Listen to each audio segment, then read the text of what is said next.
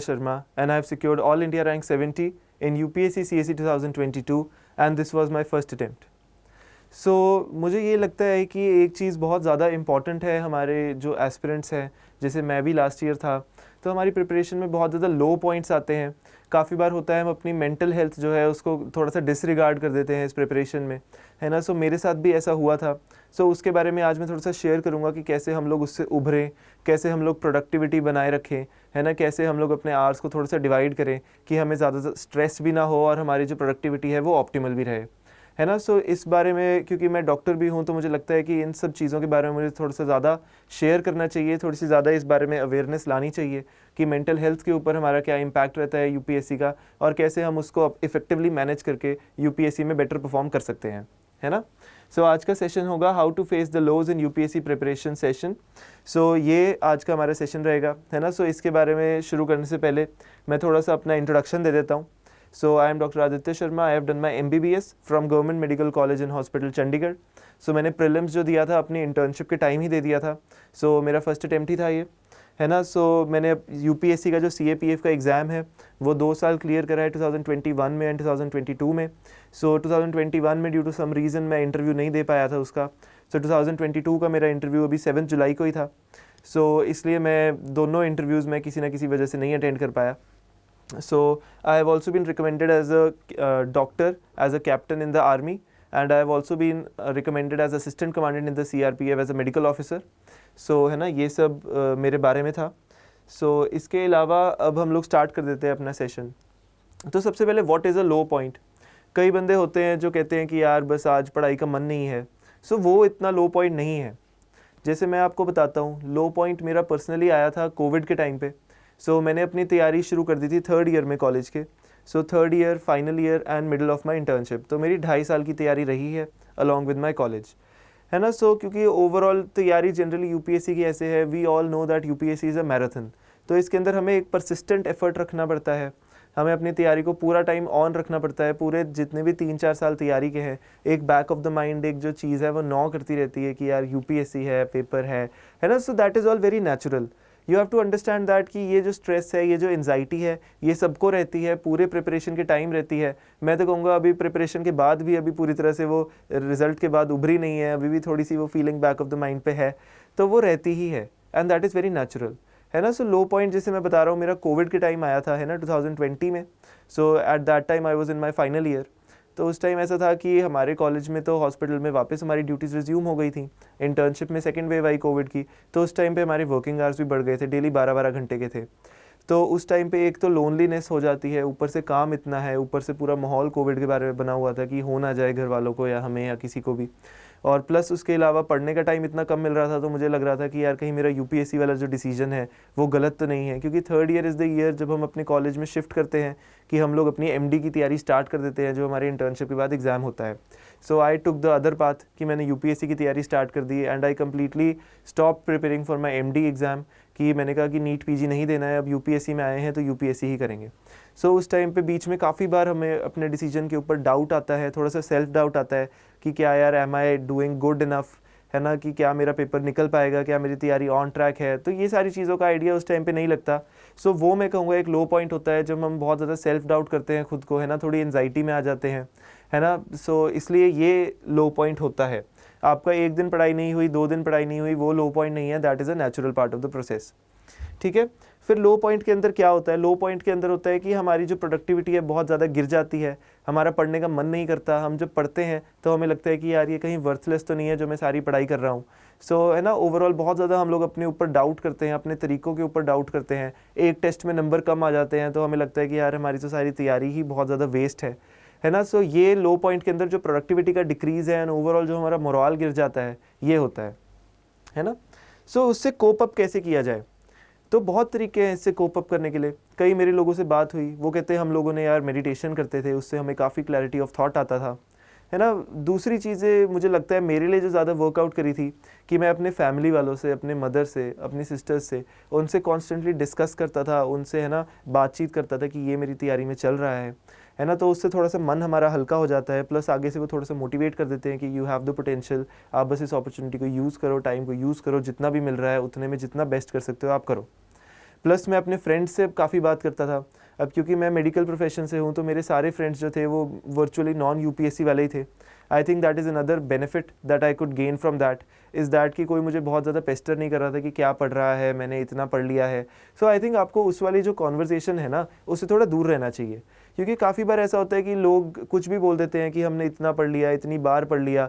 आपका 2 बार पढ़ना और किसी और का 4 बार पढ़ना बराबर भी हो सकता है ना। So you have to understand कि हर एक का अपना डिफरेंट स्केल पे तैयारी किया है। कोई है जो एक बारी में बहुत अच्छे से टाइम लगा के पढ़ता है, कोई है जो एक बारी बस ऐसे स्किम थ्रू कर लेता है, फिर दूसरी बारी उसको दोबारा पढ़ता है। तो हर एक का तरीका अलग है। तो इन कॉन्वर्जेशंस में आप कभी डैबल मत करना कि यार कितना पढ़ लिया है, कितना सिलेबस रह गया है। और एक इंपॉर्टेंट चीज़ यूपीएससी में ये है कि never worry about the result. क्योंकि मैं फ्रैंकली चंडीगढ़ से तैयारी कर रहा था, मैं कभी राजेंद्र नगर नहीं आया दिल्ली में, है ना, सिर्फ मॉक इंटरव्यूज़ देने आया था। तो मेरे को कभी स्केल ऑफ कंपटीशन का आइडिया नहीं था कि पता नहीं कितना ज़्यादा मुश्किल है। अगर मुझे आइडिया था भी तो मुझे ये था कि यार स्केल तो बहुत है, कि बच्चे बहुत हैं, बट जो जेन्युइनली तैयारी कर रहे हैं अच्छे से वो बहुत कम है। तो थोड़ा सा ये आप अपने साथ मेंटल पीस बना लो कि यार इतना मुश्किल प्रोसेस नहीं है। क्योंकि मैं बता रहा हूँ 80% यूपीएससी को बहुत ज़्यादा ओवर हाइप कर दिया हुआ है कि यार ये बहुत ही ज़्यादा मुश्किल एग्जाम है, बहुत ही मुश्किल से निकलता है, बट ऐसा नहीं है। अगर आप अपना कॉन्स्टेंट, परसिस्टेंट, स्ट्रेटेजिक एफर्ट डालते रहोगे, है ना, और अपने आप को थोड़ा काम रखोगे, तो आई think that is very easily possible, जैसे मेरा हुआ है।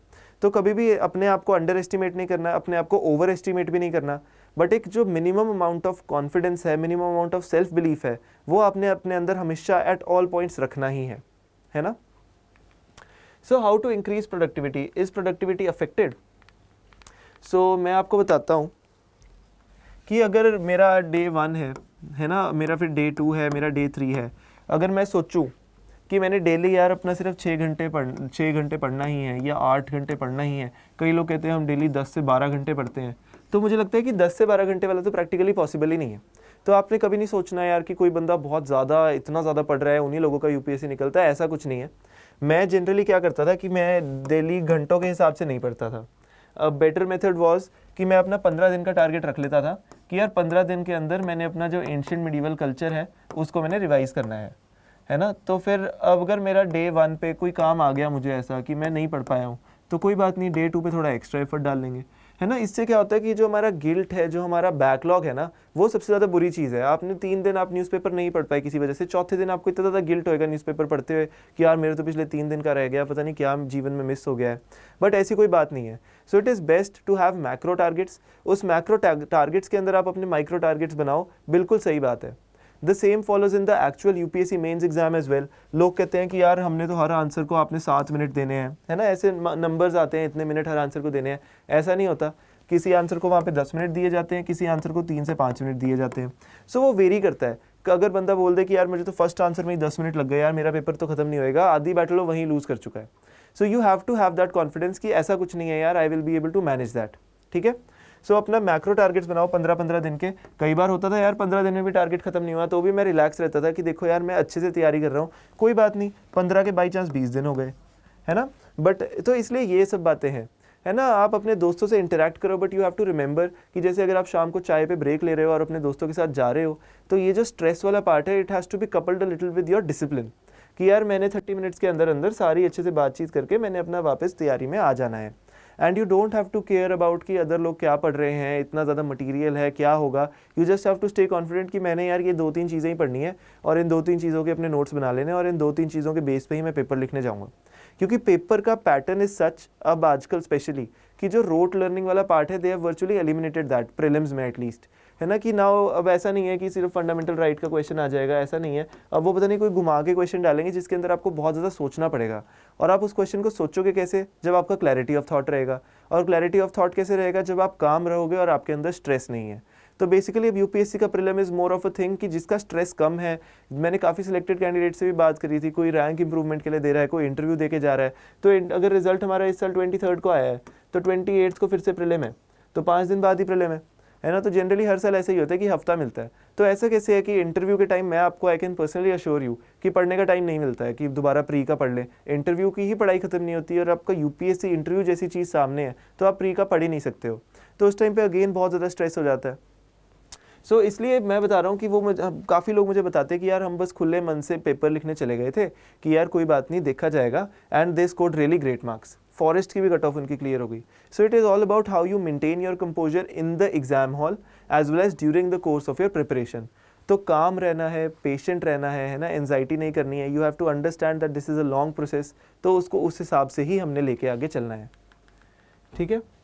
फिर प्रोडक्टिविटी कैसे इंक्रीज़ करनी है? अपना डेली का, अगर आप बिल्कुल फ्री हो और आप सिर्फ यूपीएससी की तैयारी कर रहे हो, अपना टारगेट बना लो कि यार 6 से 7 घंटे डेली पढ़ेंगे। कोई बात नहीं, हम लोग 10-10 घंटे नहीं पढ़ेंगे, क्योंकि ऐसा होगा 10 घंटे आप 3 दिन पढ़ लोगे ना, तो उसके बाद जो आपका चौथा दिन आएगा उसमें आपकी प्रोडक्टिविटी बहुत डिप हो जाएगी। It will be sort of a burnout. तो वी डोंट वांट कि हमारी प्रिपरेशन में फोर्स्ड ब्रेक्स आए। We have to take care of our physical health as well. Walk पे जाया करो सुबह शाम।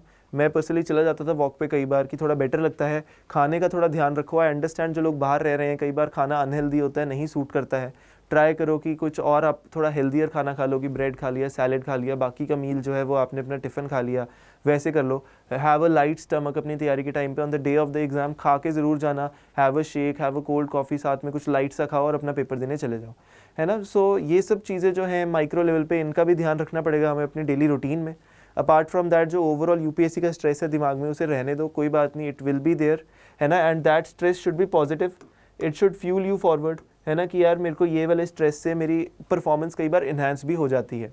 कई बार अगर आपको 3 दिन चिंता होती है, हो सकता है कि चौथे दिन आपकी जो तैयारी पढ़ाई है वो बहुत बेटर हो जाए, है ना। और टारगेट्स जो होते हैं ना, मैं एक बार और बता दूं, कई लोग बोलते हैं यार 3 टॉपिक इसके पढ़ने थे, 3 इसके पढ़ने थे, 3 इसके पढ़ने थे। बोलेंगे यार मेरे तो सिर्फ 7 ही हुए हैं, और वो बुरा मान जाते हैं, दुखी हो जाते हैं कि यार नहीं हो पाया। बट मैं बताऊँ, जो टारगेट आपने अपना डेली का रखा, आपने अचीव कर लिया ना, तो इसका मतलब आपका टारगेट वो छोटा था। कोई बात नहीं, नेक्स्ट डे तक स्पिल ओवर होने दो, कैरी फॉरवर्ड होने दो, आप अपनी पेस पे चलते रहो। एंड में syllabus completion is all that matters, है ना। ये सब चीज़ों को अपने मेंटल हेल्थ पे अफेक्ट मत होने देना बिल्कुल भी, क्योंकि जो तैयारी है ऐसा नहीं है जो आपने आज पढ़ा है या पढ़ रहे हो उसमें से ही आएगा। काफ़ी बार क्वेश्चंस उसके बाहर भी आते हैं, आउट ऑफ द ब्लू आते हैं, तो वहाँ पे कैसे हमने उन्हें प्रैक्टिकली, है ना, थोड़ा स्मार्टली टैकल करना है। That is all the UPSC game is all about, ठीक है। So how to take efficient breaks, prevent burnout. तो ब्रेक्स आपने ऐसे करनी है कि सैटरडे संडे होता है, हाँ संडे में चला गया अपने फ्रेंड्स के साथ एक दिन, या कॉलेज में जब मैं तैयारी कर रहा था कॉलेज का फेस्ट आ गया, कॉलेज का कोई एग्जाम आ गया, तो है ना। वर्किंग प्रोफेशनल्स के लिए भी है कि कई बार होता है कि दिन में हमारे पास टाइम नहीं होता, but we have to make sure to use the best possible optimum time जो हमारा बच गया है उसके बाद। कि अगर मैं इमरजेंसी ड्यूटी में हूँ रात को, तो मुझे पता है 2 से लेकर 4 बजे तक का जो टाइम है रात को, उसमें पेशेंट्स कम आते हैं। उस टाइम पे अपने डॉक्टर्स ड्यूटी रूम में बैठ के मैंने ज़्यादा पढ़ाई कर ली उस टाइम पे। बाकी जब मैं ड्यूटी के बाद घर पहुँचा और सो गया, जब मैं उठा हूँ 4 से लेकर 7 बजे तक, या 4 से लेकर 8 बजे तक 4 घंटे और लगा लिए, तो 6 घंटे मेरे पूरे हो गए। तो आपने अगर कभी ब्रेक लेनी है, आप संडे को जाओ, आधा दिन लगाओ अपने दोस्तों के साथ, है ना, जो भी करना है करो। But you have to make sure कि ब्रेक ऐसा नहीं होगा कि मैं 10 दिन की ट्रिप लेने कहीं चला गया हूँ, है ना। रादर इट कुड बी कि हाँ आज मैं मूवी देखने चला गया हूँ, या मैंने रात को आज अपना टारगेट थोड़ा बहुत कर लिया, मुझे सेटिस्फैक्शन है, मैंने एक मूवी देख ली। सो इट कैन बी दो सॉर्ट ऑफ ब्रेक्स, है ना। घर वालों के साथ अपना ज़्यादा से ज़्यादा टाइम स्पेंड करो, उनको रेगुलरली अपडेटेड रखो कि कैसे चल रहा है आपकी तैयारी का पार्ट, है ना। रिलेटिव्स वगैरह कई बार होते हैं जो तंग करते हैं या पूछते हैं कैसी चल रही है तैयारी, तो आप बड़े कामली पेशेंट रिप्लाई करो कि अभी तो चल रही है तैयारी, चलती रहेगी। अपने अंदर का आप बस कॉन्फिडेंट रखो अपने आप को, and I think that is all that matters, ठीक है। सो ये how to remain persistent, role of motivation external and internal. तो मोटिवेशन जो होती है, मोटिवेशन 2 तरह की होती है। एक हमारी होती है इंटरनल मोटिवेशन, एक हमारी होती है एक्सटर्नल मोटिवेशन। एक्सटर्नल मोटिवेशन होती है कि हाँ यार आज मेरे को, जैसे अगर आप किसी को IRS का काफ़ी इंटरेस्ट हो, तो आपने आज क्या करा, यूट्यूब पे जाके आपने NEDT की वीडियो देख ली, या किसी ने लबासना की कोई वीडियो देख ली, या किसी ने कोई IAS का कुछ देख लिया जिन्होंने बहुत बढ़िया काम किया है ना। अननेसेसरी रील्स वगैरह नहीं, मैं कह रहा हूँ वो चीज़ें नहीं देखनी, मैंने भी आज तक नहीं देखी, है ना। सो ये वाली चीज़ बड़ी ज़्यादा इंपॉर्टेंट है। आपने देख ली, एक्सटर्नल मोटिवेशन है, येस इट इज़ गुड, 2-3 दिन तक आपका काम चल जाएगा, बट चौथे दिन पे it will phase out, it will wash away, तो वो फ़ायदा नहीं है। तो मेन इसमें सबसे ज़्यादा इंपॉर्टेंट है इज़ योर इंटरनल मोटिवेशन, कि आप ये एग्ज़ाम क्यों क्लियर करना चाहते हो। अब जो भी इस UPSC की तैयारी में आया है और जो जेन्युइनली इसको करना चाहता है, उसका कोई ना कोई इंटरनल पर्पस ज़रूर होगा। जैसे मेरा पर्सनली था कि मैंने हॉस्पिटल में देखा था पेशेंट्स आ रहे हैं, बट पेशेंट्स को डॉक्टर ट्रीट कर रहा है, बट कोई तरीका नहीं है देखने के लिए कि उनको जो दवाइयाँ दी हैं उनको मिल रही हैं, दवाइयाँ एक्सपायर्ड है कि नहीं है। और 50% पेशेंट्स मैंने ऑब्जर्व करा वो हॉस्पिटल में इसलिए आ रहे हैं कि उनके एरिया में सैनिटेशन नहीं है, पानी पीने का ठीक नहीं है, अवेयरनेस बहुत कम है कम्युनिकेबल डिजीज़ को लेके, है ना। तो ये सब बात मेरे को लग रहा था उस टाइम पे कि अगर कोई एडमिनिस्ट्रेटर हो जिसको थोड़ा सा मेडिकल की तरफ टिल्ट हो तो वो शायद इन चीज़ों को बेटर टैकल कर सकता है। तो आपके अंदर की जो भी इंटरनल मोटिवेशन है, आपने घर वालों के लिए करना है, आपने सोसाइटी के लिए करना है, let that fuel you majorly. उसके अलावा जो है आप अपना external motivation once in a while, internal भी बहुत ज़्यादा कैरी करना ईजी नहीं है, तो एक्सटर्नल को थोड़ा बहुत सप्लीमेंट करो, है ना। कोई टॉपर स्टॉक आपने देख लिया है, या आप किसी, है ना, कोई आपकी क्लास में कोई सिलेक्टेड कैंडिडेट आया है, आपने उससे इंटरेक्ट करा है, कोई टीचर ने मोटिवेशनल स्पीच दिया है, या आपने मसूरी का कोई वीडियो देखा है, या NADT का वीडियो देखा है, NPA का वीडियो देखा है। सो आई थिंक ये सब चीज़ें एक्सटर्नल मोटिवेशन है। So it has to be a mix of both with a heavy tilt towards the internal motivation, और जो एक्सटर्नल मोटिवेशन है वो 2-3 दिन अपना ओवरऑल मेंटल इक्विलिब्रियम और मेंटल बैलेंस को बना के रखना है तैयारी में। लोग कहेंगे, लोगों को कहने दो, नहीं फ़र्क पड़ता है, सिलेक्शन के बाद कोई कुछ नहीं कहता और सब चुप हो जाते हैं, ठीक है। सो ये वाली बात को हमेशा ध्यान में रखो। स्टार्टिंग में जब मैंने तैयारी शुरू करी थी तो मुझे काफ़ी लोगों ने कहा था कि यार you can easily opt for MD only, तुम क्यों स्ट्रीम चेंज कर रहे हो, UPSC में कितना कम सिलेक्शन रेट है, MD में आप तैयारी करो, आपको बड़े ईजिली अपने हॉस्पिटल में सीट मिल जाएगी, है ना। यहाँ पे आप प्रैक्टिस करो, MS ऑर्थो करो, जो भी करना है करो, है ना, आपकी जॉब सिक्योरिटी बड़ी जल्दी आ जाएगी, फिर आप अपना डेवलप करते रहो। बट मेरा जेन्युइनली इंटरेस्ट था कि मैं कुछ ब्रॉडर प्लेटफॉर्म पे काम करूँ, तो मैंने इसलिए जो है वो अपना स्ट्रीम बदल लिया, and it has paid of for me. तो कोई भी अगर बीच में कुछ कहता था, आई ऑलवेज यूज्ड टू से कि कोई बात नहीं यार, मेरी मर्जी है, आई वांट टू डू जो मुझे करना है, and we should have no regrets later on. और एक बहुत इंपॉर्टेंट है कि how to manage yourself on the day of the exam.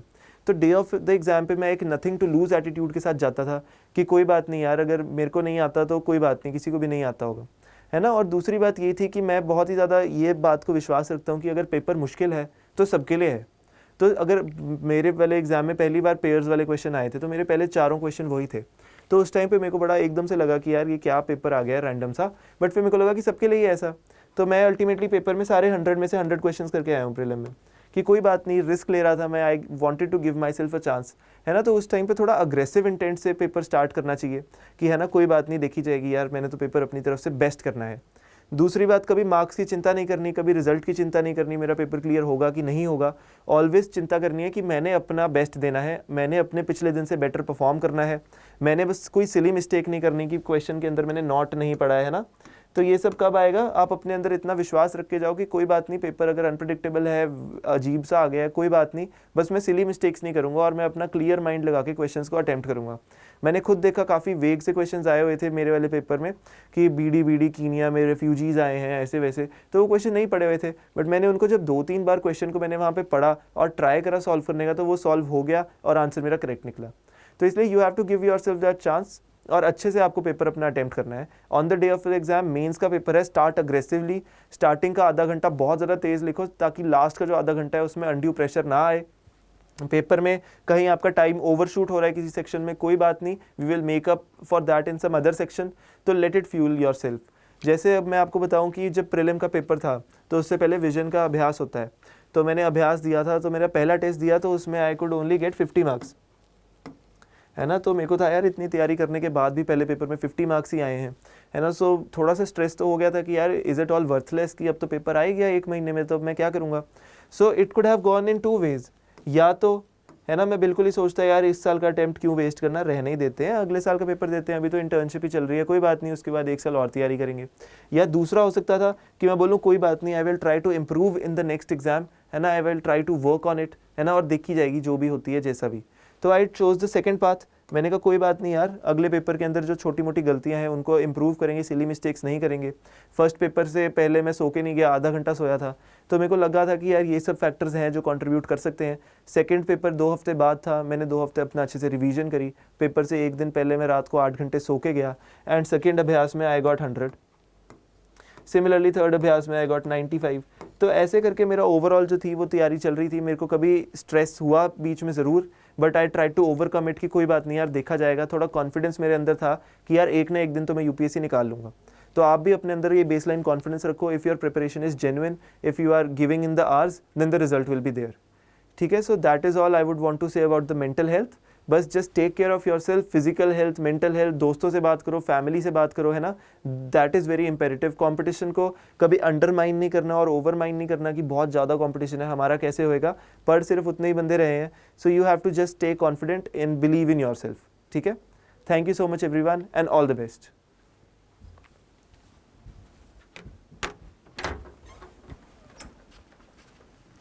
ये भी भैया बता दो कितना हुआ होगा।